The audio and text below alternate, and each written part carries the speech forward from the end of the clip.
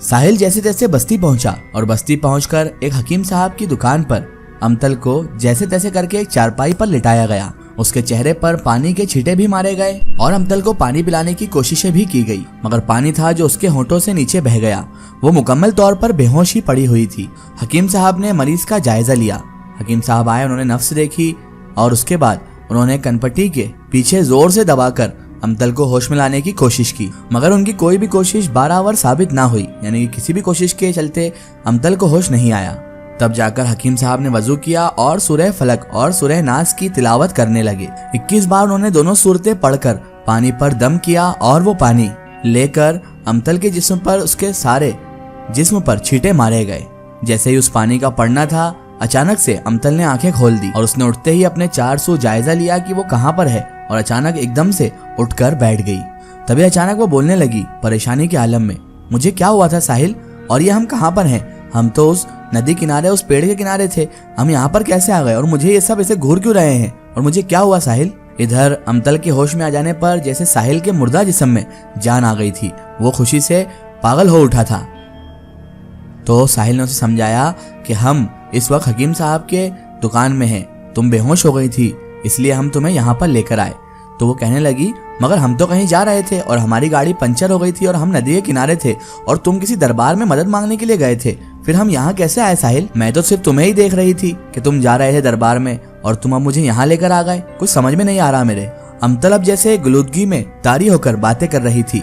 उफ, मेरा सारा बदन किसी फोड़े की तरह दुख रहा है, प्लीज मुझे पानी दो। तभी साहिल ने उसे जूस का डब्बा पेश किया जो अमतल एक बार में ही पूरा पी गई। फिर जब अमतल की हालत संभली तो उन्होंने वापसी की राह ले ली, क्योंकि अब तो खाने की दावत में जहां पर साहिल उसे ले जा रहा था वहां जाने का तो सवाल ही पैदा नहीं हो सकता था, क्योंकि वक्त भी बहुत ज्यादा हो चुका था और दूसरा ये कि अमतल की हालत भी कुछ बेहतर न थी। अब वो निढाल सी होकर साहिल की बाहों में निढाल होकर बाइक पर सवार थी। साहिल ने उसे कुछ भी वाकया नहीं बताया कि कब्रिस्तान में उसने जिन्दारी देखी है और अमतल की क्या हालत थी, अमतल के अंदर हमने क्या देखा, ये कुछ भी साहिल ने उसे नहीं बताया था। और ये भी नहीं बताया कि तुम्हारे ऊपर जिन्दारी काबिज हो चुकी है। और मुमकिन था कि वो अभी भी अमतल के साथ और साहिल के साथ ही सफर भी कर रही थी, क्योंकि याकूब ने उस जिन्दादी के बारे में बताया था कि जिन्दादी जिसको भी एक बार चिमट जाती है फिर उसकी जान ये बरसों तक नहीं छोड़ती है। ये उसके ऊपर काबिज इस तरह से होती है कि ये उसकी जान ही नहीं छोड़ती। साहिल नफ्सियाती तौर पर इस वक्त अमतल से बहुत ज्यादा खौफ खा रहा था, मगर उससे उसकी बहुत ज्यादा परवाह भी थी, इसलिए वो उसको ये सब बातें बताना नहीं चाहता था कि उस पर एक जिन्दादी काबिज हो गई है और उसकी हालत कितनी ज्यादा गैर है। जबकि अमतल भी अभी तक साहिल से कुछ बात नहीं कर रही थी। उसने कोई भी बात साहिल से नहीं की थी, अच्छी न बुरी, और वो मदहोशी और बेहोशी के आलम में ही बाइक पर साहिल के साथ सवार थी। अमतल साहिल की खालाजाद कजिन थी, यानी उसकी खाला की लड़की ही थी, और ये दोनों एक दूसरे से बहुत ज्यादा बेइंतहा मोहब्बत किया करते थे। मगर इन दोनों की शादी का मामला अभी इसीलिए ज्यादातर रुका हुआ था कि अमतल के जो अब्बू थे वो उनके भाई के बेटे से अमतल का ब्याह करना चाहते थे, यानी कि वो साहिल की बजाय अमतल की शादी उनके बड़े भाई के बेटे से करना चाहते थे। और उनके बड़े भाई का लड़का सूफियान भी अमतल को बहुत ज्यादा पसंद किया करता था, लेकिन अमतल थी जो सिर्फ साहिल को ही पसंद करती थी और साहिल से ही मोहब्बत करती थी।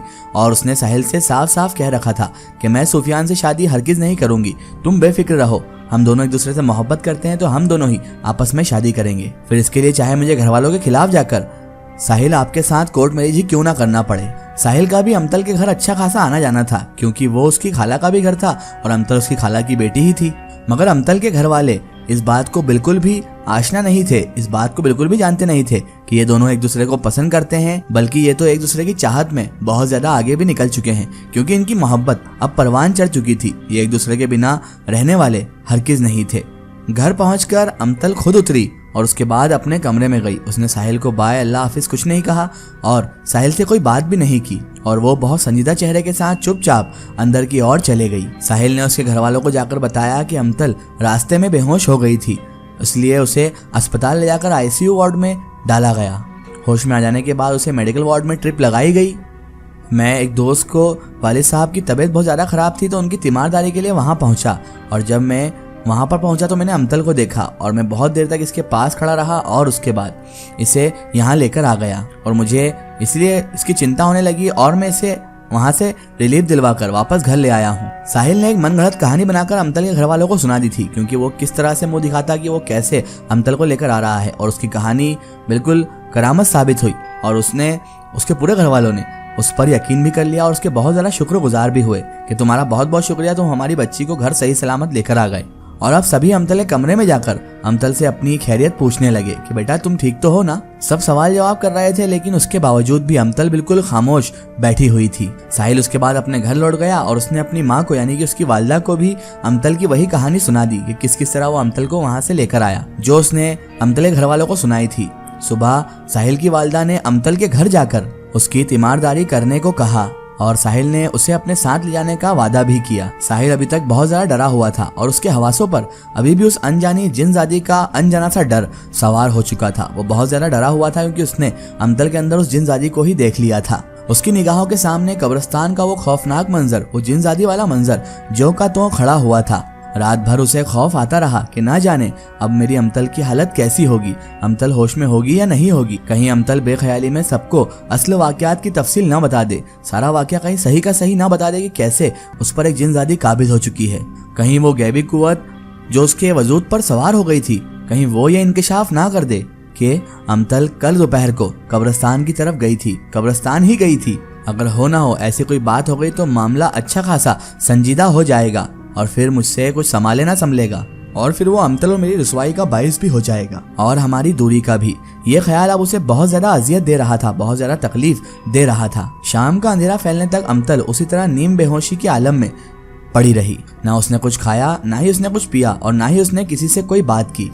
सब लोग बहुत ज्यादा परेशान हुए अमतल के इस रवैये से। शाम को उसके अब्बूजान जाकर एक डॉक्टर को घर लेकर आ गए। डॉक्टर ने मुआयना करने के बाद बताया कि लड़की को बहुत ज्यादा कमजोरी है। उबला हुआ अंडा, सेब और दूध का ग्लास इसे रोज दें। इसे मेडिसिन की कोई जरूरत नहीं, सिर्फ अच्छी खुराक की जरूरत है। अगर इसका सही केयर किया गया तो ये अभी तंदुरुस्त हो जाएगी और यही चीजें इसकी गिरती सेहत को भी संभाल सकेंगे। इसके अंदर ताकत आएगी तो ये खुद गुलूदगी से बाहर आएगी और बेहोशी से बाहर आएगी। फिर वो तमाम चीजें अमतल के सामने रखी गई और अमतल को सहारा देकर ऊपर बिठाया गया। अमतल की बहन ने उसके दोनों कंधे झंझोड़कर उसे पूरी तरह बेदार करने की एक कोशिश की और उसे कुछ खाने पर मजबूर किया।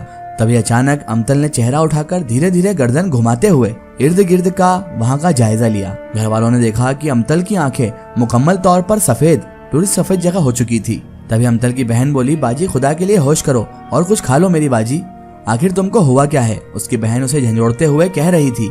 तभी ऐसे में अमतल ने अचानक आंखें खोलकर 400 झांका तो सब के सब लोग उसकी सफेद आंखें देखकर खौफजदा हो गए। सब पर डर तारी हो गया कि अचानक ये अमतल की आंखों को क्या हो गया है। ऐसे में अमतल ने अपना दायां हाथ उठाया और एक सन्नाटेदार थप्पड़ अपनी बहन के मुंह पर मार दिया। पटाख की आवाज पूरे कमरे में गूंज गई और उसकी बहन की तो मानो चीख भी नहीं निकली। ऐसा सन्नाटेदार थप्पड़ उसके गाल पर अमतल ने रसीद किया था। बस एक हल्की सी आह के साथ उसकी गर्दन बाएं जानिब झुकती और वो बेड से नीचे फर्श पर आकर गिर गई। अमतल के अम्मी, अब्बू, उसके भैया भाभी सब पास ही खड़े हुए थे। उन सभी की तो मानो चीखें निकल गई। वो भागकर कमरे से बाहर आ गए। अमतल की अम्मी और अमतल की भाभी लरसती हुई आवाज में चीखो पुकार कर रही थी। तभी अड़ोस पड़ोस के लोग भागकर उनके घर आ पहुंचे। उसके बाद अमतल के कमरे के अंदर से मुख्तलिफ आवाजें भी आती रही, जैसे कि फर्नीचर और बर्तन गिराए जा रहे हों, और फिर गहरी खामोशी छा गई। इसका एक स्टोरी हम देखेंगे इसके अगले पार्ट में।